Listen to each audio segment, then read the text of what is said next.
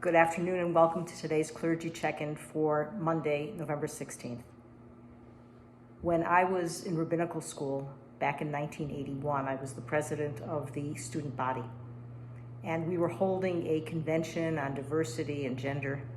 And at the time, the president of the college institute, Dr. Gottschalk, Alav HaShalom, turned to me and he said, women will not gain equity in our world for at least another 50 years. I was totally astonished. I was naive, I was young. And indeed, he wasn't totally right. But surely it's been many decades before we've seen women emerge and crack that glass ceiling that has been talked about so often. We see it not just in society, but we also see it in the Bible.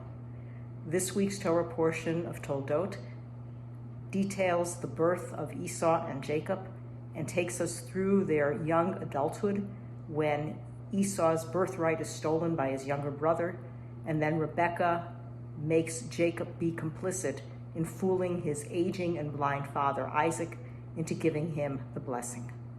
What gets so overlooked in the text is the fact that Rebekah wasn't acting as just a mother zealous for her younger son, whom she may have preferred, but rather she was actually following God's instructions as she implored him when she was pregnant with twins in such pain.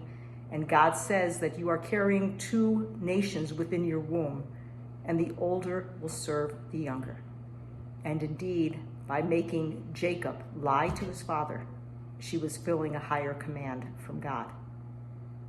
We see that women in recent days have emerged and risen to heights of new beginnings, whether it be Kamala Harris being nominated as the vice president of our country, or in the recent statement and announcement that Kim Ng would become the Miami Marlins general manager, reaching the highest level for any woman within that sports world.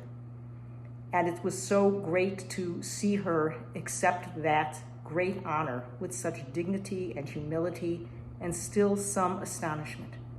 And it was even more wonderful to see that the person who hired her was Derek Jeter, in many ways paying it forward from his world to hers and acknowledging her for all of her qualities and accomplishments and fulfilling the word even of Joe Torre, who said 5 years ago that she deserved that chance.